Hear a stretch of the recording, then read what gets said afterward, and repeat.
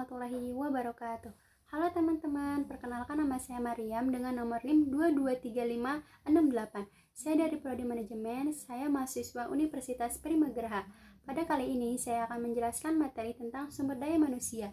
Tujuan membuat video ini untuk memenuhi tugas UTS ujian tengah semester pada kuliah Manajemen Sumber Daya Manusia yang diampuh oleh Bapak Asep Rapiudin SEMM. Tonton sampai selesai teman-teman.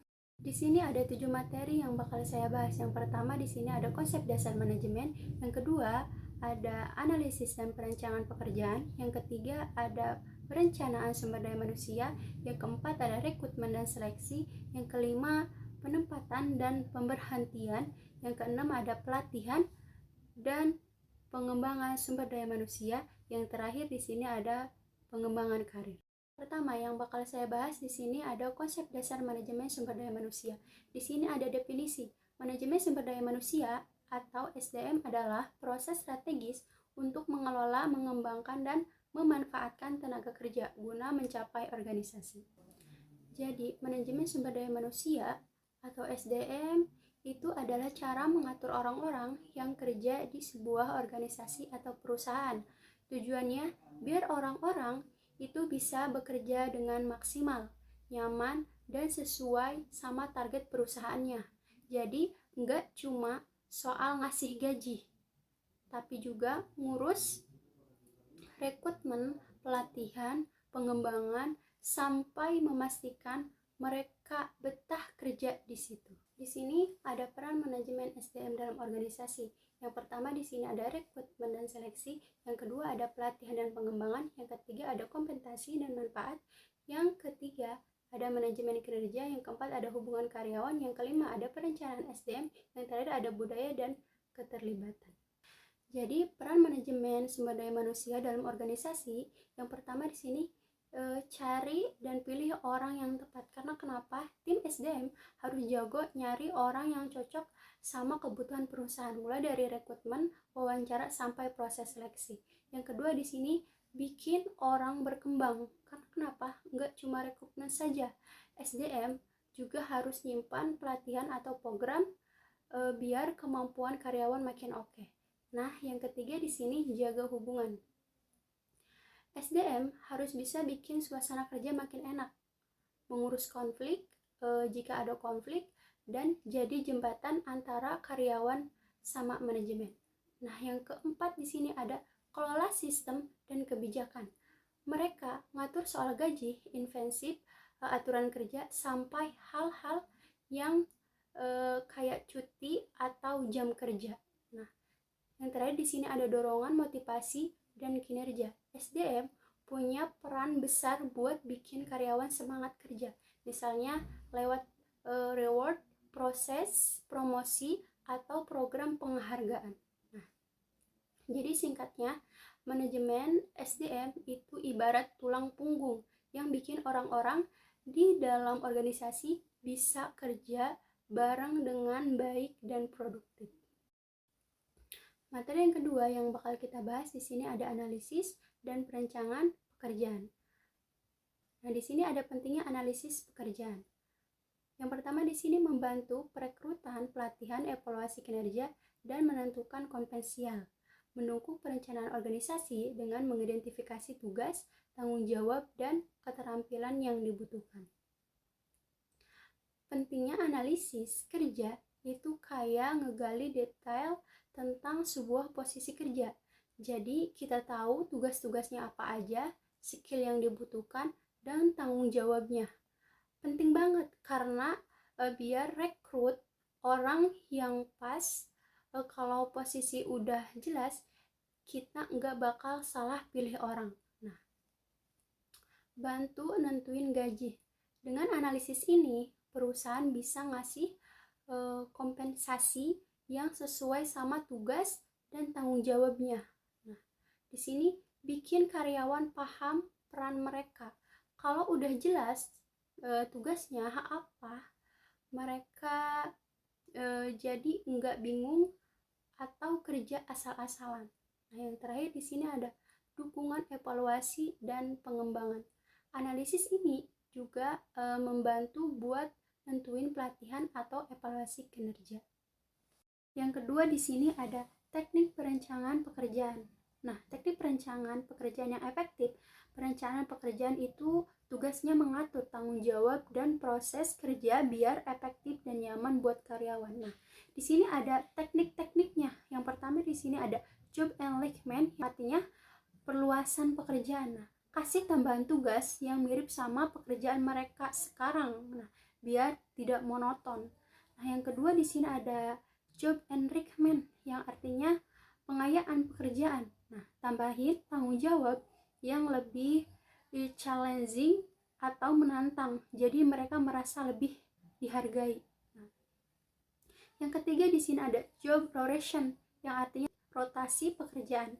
Ajak karyawan buat coba posisi lain dan perusahaan biar mereka belajar hal baru dan tidak bosan.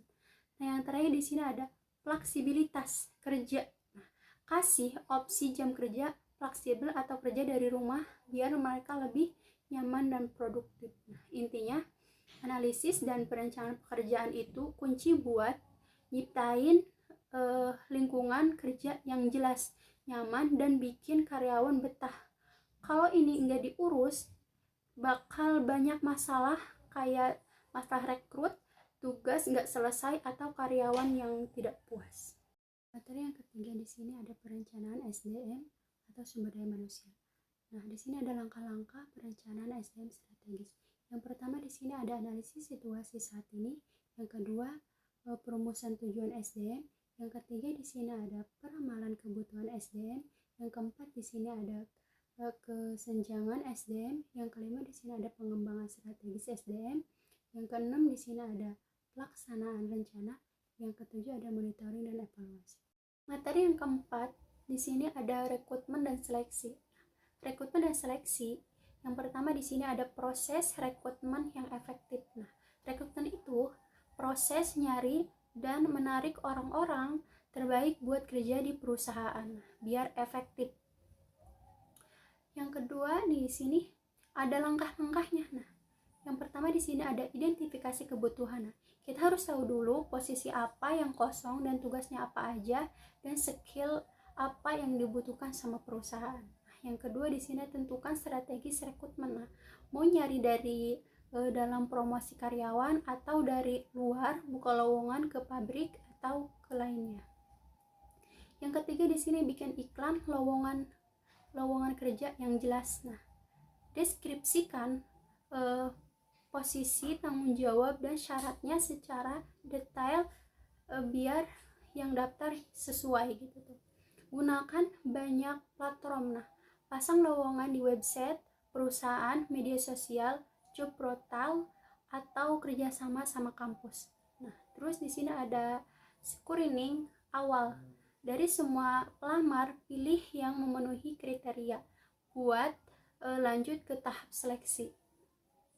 Terus yang kedua di sini ada teknik seleksi. Nah, yang bisa digunakan seleksi itu cara buat nyari kandidat terbaik dari yang ngelamar. Nah, di sini ada teknik-tekniknya atau macam-macam. Nah, pertama di sini ada wawancara. Teknik paling umum buat ngecek kemampuan, pengalaman, dan kecocokan kandidat sama budaya perusahaan. Biar wawancara langsung lewat telepon atau video call.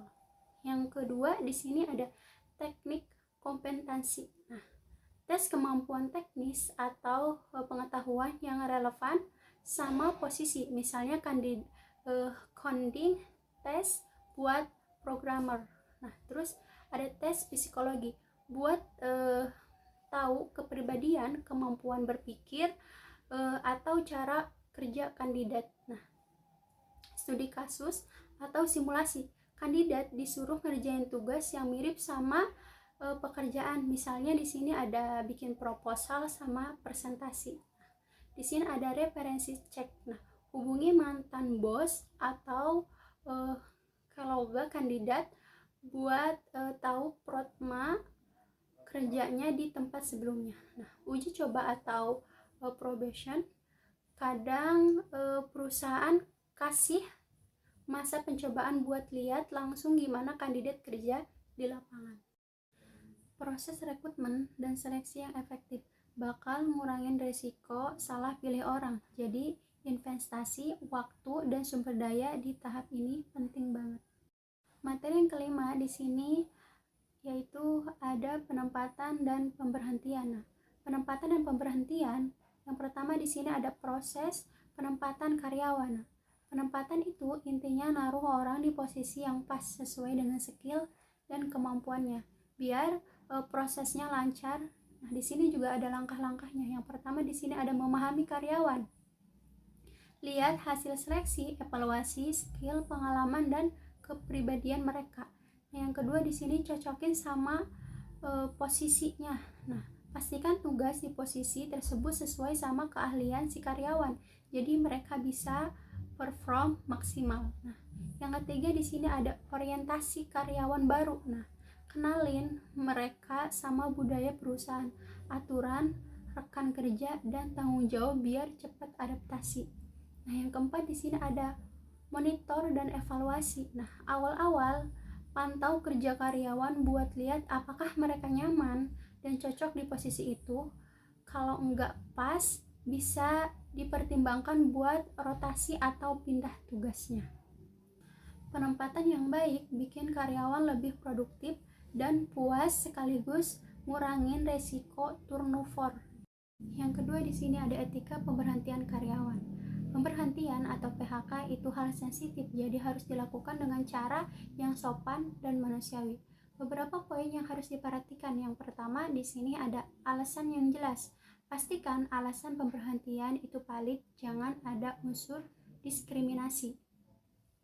Yang kedua di sini komunikasi yang baik. Sampaikan keputusan secara langsung dan profesional, enggak lewat email atau perantara. Nah, yang ketiga di sini berikan pemberitahuan, sesuaikan aturan, kasih tahu sejauh-jauh hari biar karyawan punya waktu buat cari opsi lain. Tunjangan dan hak-hak, penuhi semua hak karyawan seperti pesangon, gaji terakhir atau bonus yang masih jadi hak mereka. Selanjutnya di sini ada dukungan setelahnya.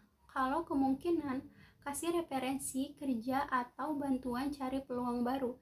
Ini penting buat menjaga hubungan yang baik. Selanjutnya di sini jaga rahasia.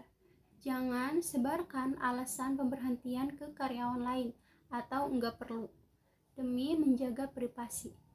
Melakukan pemberhentian dengan etika yang benar menunjukkan profesional perusahaan dengan tetap menjaga nama baik dan mata karyawan maupun publik. Yang keenam di sini ada pelatihan dan pengembangan SDM. Nah, ada metode pelatihan. Yang pertama di sini ada on the job training, yang artinya di sini pelatihan langsung di tempat kerja. Yang kedua di sini ada off the job training. Nah, pelatihan di luar lingkungan kerja atau kursus. Nah, yang ketiga di sini ada simulasi kerja, latihan melalui simulasi situasi nyata. Yang keempat di sini ada learning, pelatihan online fleksibel. Yang kelima di sini ada sourcing dan mentoring. Nah, pendampingan individu untuk pengembangan. Nah, yang keenam di sini ada rotasi pekerjaan, memperluas pengalaman melalui perpindahan tugas. Nah, yang ketujuh di sini ada pelatihan teknis dan non teknis. Nah, mengasah keterampilan kerja dan soft skill. Yang kedua di sini pentingnya pengembangan SDM. Pengembangan SDM itu lebih ke rencana jangka panjang buat bikin karyawan berkembang. Gak cuma skill, tapi juga di karirnya. Kenapa itu penting? Karena tingkatan produktivitas karyawan yang skillnya makin tajam pasti kerja lebih efektif. Nah, selanjutnya di sini bikin karyawan betah. Kalau mereka merasa diperhatikan dan diberi peluang perkembangan, mereka lebih royal dalam pekerjaan. Nah, terus selanjutnya di sini ada siap hadapi perubahan. Dunia kerja pasti ada berubahnya. Jadi pengembangan SDM bikin karyawan lebih adaptif sama teknologi atau tren yang baru. Di sini terus ada dukungan tujuan perusahaan. Kalau karyawan berkembang, otomatis perusahaan juga jadi lebih kompetitif gitu, lebih berkembang lagi. Terus di sini ada ciptakan pemimpin masa depan. Pengembangan bisa jadi cara buat nyiapin karyawan buat posisi manajerial di masa depannya nanti. Jadi intinya pelatihan itu investasi buat bikin karyawan lebih kompeten gitu sekarang, sedangkan pengembangan itu investasi buat masa depan mereka dan perusahaan.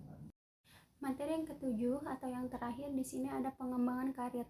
Pengembangan karir karyawan itu gimana perusahaan bantu karyawan buat tumbuh di pekerjaannya dan mencapai tujuan karir mereka. Kalau karyawan berkembang, perusahaan juga ikut berkembang atau maju. Nah, di sini juga ada cara-cara untuk mendukungnya. Yang pertama di sini bikin rencana karir, ajak karyawan ngobrol soal tujuan karir mereka. Nah, dari situ bikin rencana bareng-bareng biar mereka tahu langkah-langkah yang perlu diambil buat berkembang. Nah, yang kedua di sini ada kasih peluang belajar pelatihan. Nah, sering-sering adain pelatihan buat ningkatin skill mereka. Nah, selanjutnya di sini ada dukungan sertifikasi. Kalau ada program sertifikasi yang relevan, bantu biaya atau kasih waktu buat mereka belajar. Terus rotasi kerja, kasih kesempatan buat coba posisi atau tugas baru biar mereka belajar hal yang berbeda gitu. Terus yang ketiga di sini ada monitoring, terus hubungan karyawan sama mentor atau supervisor yang bisa kasih arahan dan motivasi. Ini ngebantu mereka buat paham langkah apa yang harus diambil buat naik level. Terus yang keempat di sini kasih tugas yang menantang gitu tuh. Jangan cuma kasih tugas yang itu-itu aja. Tentang mereka dengan proyek baru atau tanggung jawab yang lebih besar biar skill mereka makin berkembang. Yang kelima, di sini buka jalur promosi yang jelas. Pastikan ada jalur karir yang transparan. Karyawan harus tahu apa yang harus dicapai buat dapat promosi atau naik jabatan. Terus yang keenam, di sini ada fasilitas pendidikan. Kalau bisa kasih subsidi atau waktu fleksibel buat karyawan yang mau lanjut kuliah atau ambil program pendidikan yang lain. Yang ketujuh di sini hargai dan akui pencapaian setiap kali karyawan menunjukkan progres atau prestasi, apresiasi mereka bisa lewat bonus, penghargaan atau sekedar pengakuan di depan tim. Yang kedelapan di sini ciptakan lingkungan yang mendukung, bikin budaya kerja yang suportif di mana karyawan enggak takut buat belajar hal baru, nyoba ide atau diskusi soal karir mereka. Dengan dukungan ini karyawan bakal lebih termotivasi, loyal atau dan setiap bantu perusahaan mencapai targetnya. Jadi kesimpulannya, dari semua materi yang saya bahas, yaitu manajemen SDM berperan penting dalam mengelola karyawan agar mereka dapat berkontribusi maksimal bagi organisasi. Analisis dan perencanaan pekerjaan membantu tugas lebih jelas dan efektif atau efisien. Perencanaan SDM menyiapkan kebutuhan tenaga kerja untuk masa depan yang gemilang. Terus perekrutan dan seleksi, mendapatkan kandidat yang sesuai dengan posisi dan budaya kerja di perusahaan. Terus menempatkan dan pemberhentian dilakukan secara adil dan profesional. Terus ada pelatihan dan pengembangan SDM meningkatkan keterampilan dan adaptasi karyawan. Terus selanjutnya di sini ada pengembangan karir. Membantu karyawan mencapai tujuan profesional dan meningkatkan loyalitas. Intinya manajemen SDM itu menciptakan lingkungan kerja yang produktif, sehat, dan mendukung pertumbuhan karyawan serta kesuksesan organisasi. Sekian materi yang saya bahas, saya tutup. Wassalamualaikum warahmatullahi wabarakatuh.